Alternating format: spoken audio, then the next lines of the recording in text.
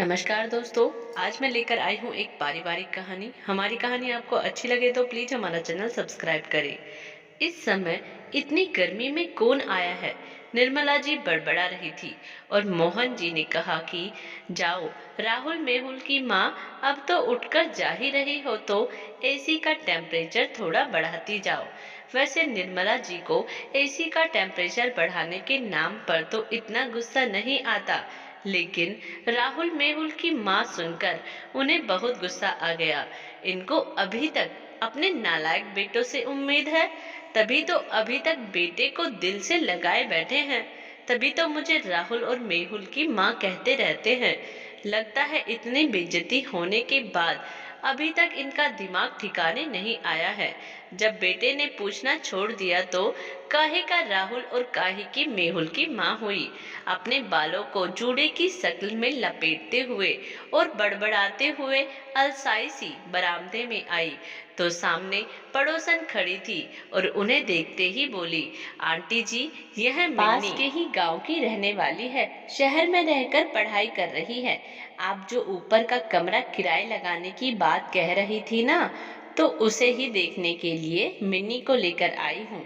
सामने की घर की विहान जी की पत्नी हीरा जी ने एक दुबली पतली बेहद चमकीली आंखों वाली लड़की का परिचय कराते हुए कहा था, और यह थी निर्मला जी की मिन्नी से पहली मुलाकात। निर्मला जी और मोहन जी की जिंदगी में सुख और मिन्नी का पहला कदम किसी सपने से कम नहीं था। दरअसल उस दिन दोपहर को सारा काम निपटाकर निर्मला जी लेटी हुई थी कि डोरबेल बजी। बड़ी ही अलसाई सी होकर उठकर निर्मला जी ने जब दरवाजा खोलकर देखा तो सामने उनकी पड़ोसन एक 18-19 साल की लड़की को लेकर खड़ी थी।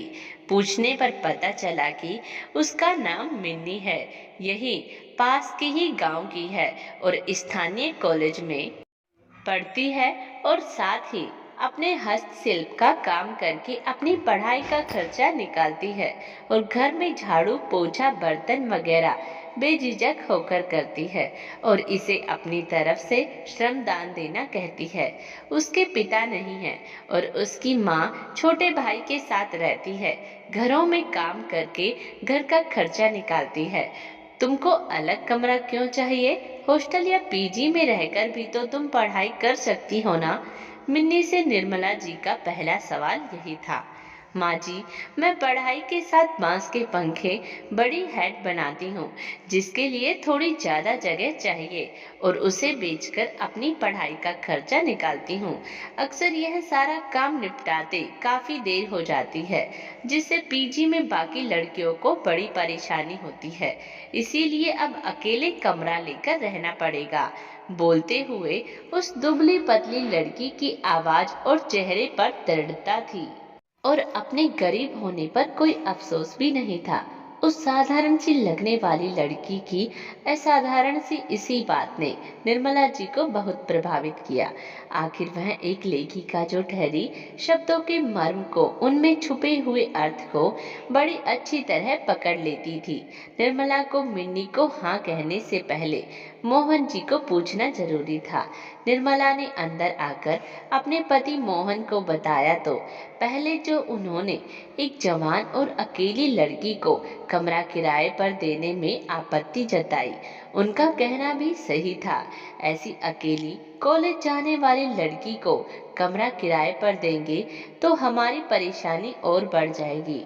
इसमें कोई आने जाने का ठीक समय नहीं होगा, फिर देर रात लौटेगी, इसके यार दोस्त भी आएंगे, खामेखा शोरगुल होगा, फिर कोई ऊंच नीच हो गई तो बदनामी अलग से। पर वह लड़की तो पढ़ाई करने वाली लग रही है, निर्मला ने कहा।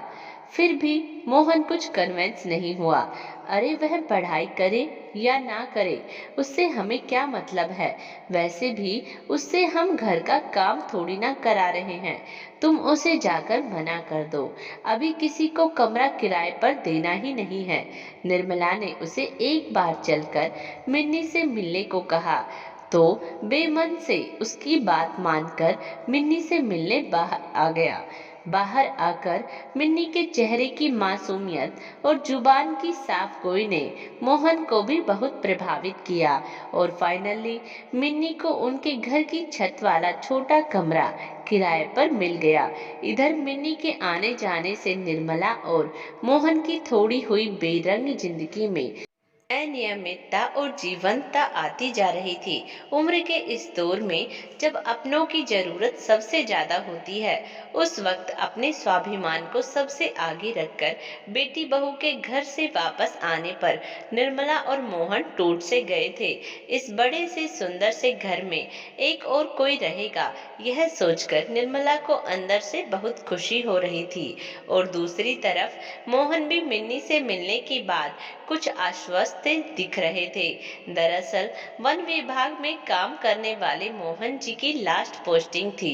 यहाँ पर उन दिनों उनका बड़ा बेटा राहुल यहीं पर पोस्टेड था, इसीलिए खुश होकर उन्होंने यहीं पर जमीन लेकर घर बना लिया था कि बुढ़ापे में बेटा बहू पोता पोती के साथ आराम से इस बड़े घर में रहेंगे। वैसे उन्होंने यहाँ एक बेहद अलग और प्रशंसनीय चीज देखी कि यहाँ के युवक और युवती पढ़ाई के साथ साथ कोई ना कोई काम भी किया करते थे और इसमें कोई संकोच या कोई गुरेज नहीं करते थे और इसे अपना श्रमदान देना कहते थे। यह सब बातें निर्मला जी और मोहन जी को बेहद अच्छी लगी थी, पर उनकी बहू को नहीं रास आई थी यह जगह और यहाँ के लोगों का रहन सहन। राहुल की पत्नी निधि कामकाजी थी और उसके माता पिता उसके साथ ही रहते थे और यहाँ जब शादी हो गई तब उन्हें उनके अपने साथ रखने में उसे मुश्किल हो रही थी। इसीलिए उसने राहुल के कान भर भर के आखिर यहाँ से राहुल का ट्रांसफर दिल्ली करवा लिया था। फिर सेवा निर्मित होने के बाद निर्मला जी और मोहन जी बेटे बहू के पास रहने गए तो वहां बहू के माता पिता पहले से ही रह रहे थे। कुल मिलाकर बहू और बेटे ने उनके साथ ऐसा व्यवहार किया कि तंग आकर वह दोनों फिर से वापस आ गए। इस जगह को, इस घर को अपना स्वर्ग मानकर रहने लगे।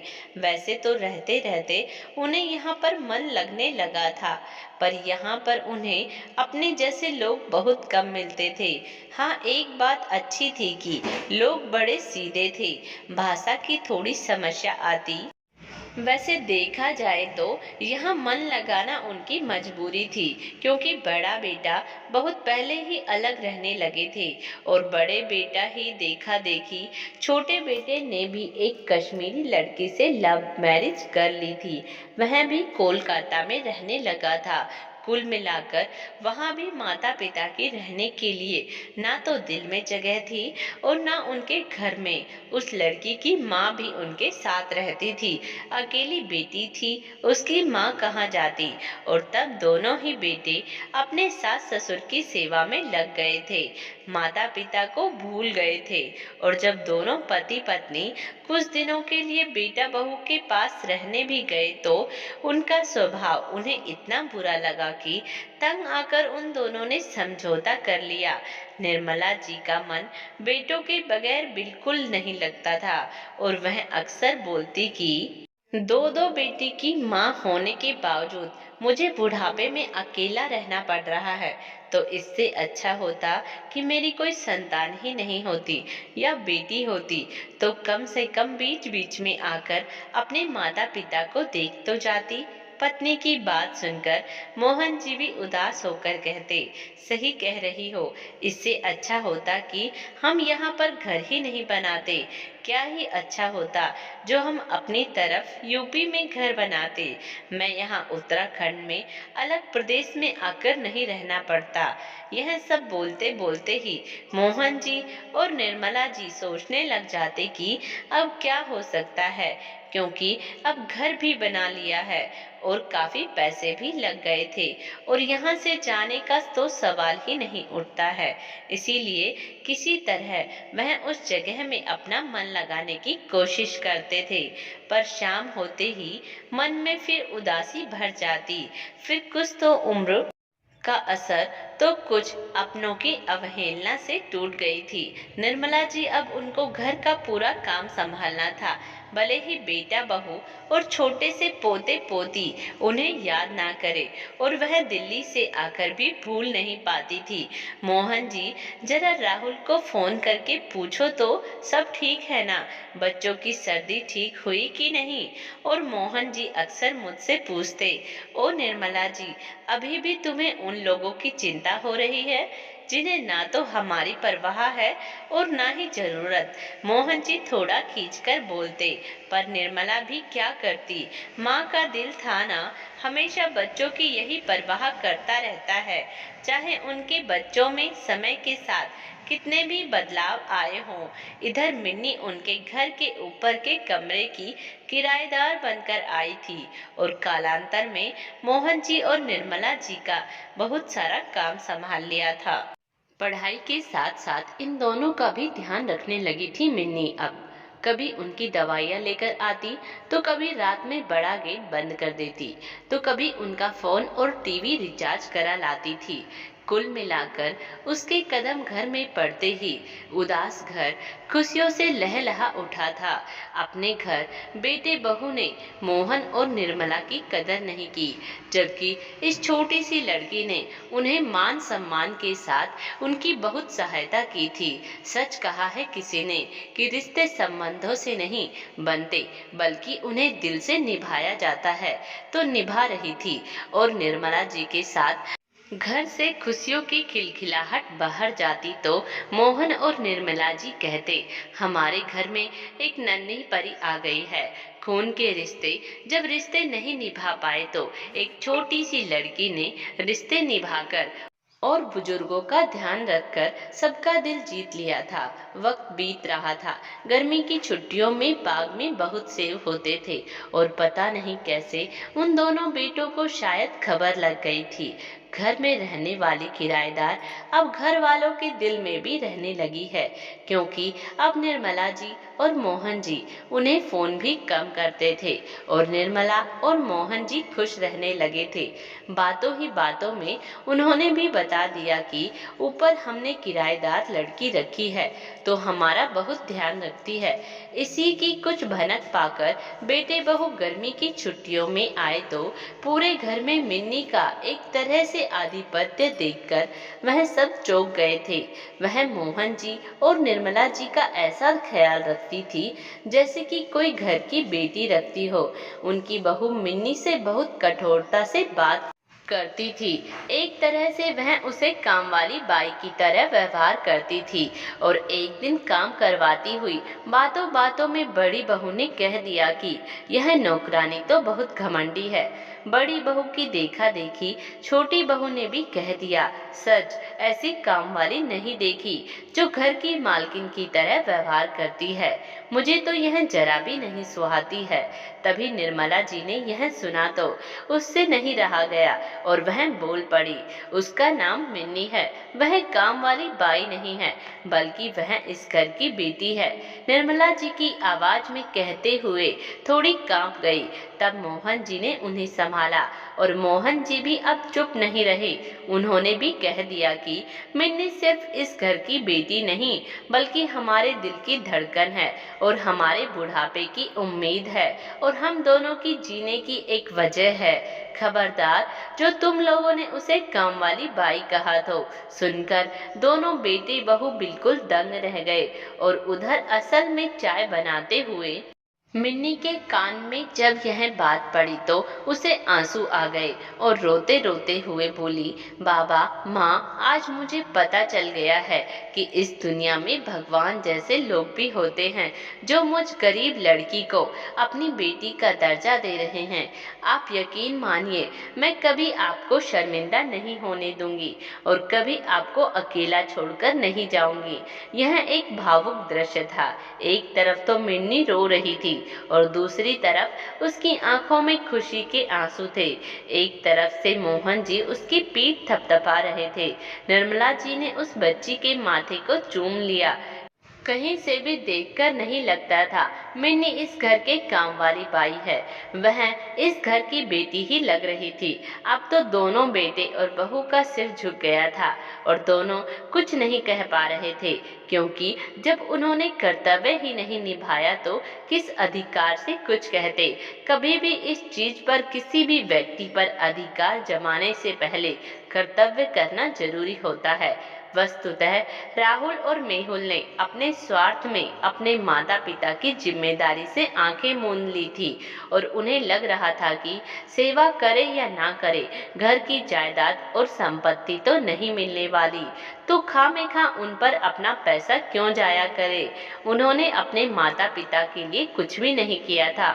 यहाँ तक कि जब माता पिता उनके घर रहने आए उस वक्त उन लोगों ने बहुत ही खराब व्यवहार किया था, ताकि वह दोनों तंग आकर वापस अपने घर लौट जाए। जब बड़े बेटे ने अपने माता पिता की कद्र नहीं की तो छोटा मेहुल तो उनसे 2 कदम आगे निकला।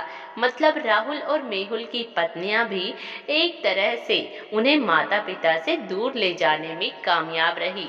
लेकिन आज उन्हें लग रहा था कि कहीं यह घर माँ बाबूजी उस लड़की के नाम ना कर दे। उस छोटी सी लड़की ने माता पिता के दिल में जगह बनाकर इस घर में भी जगह ना बना ली।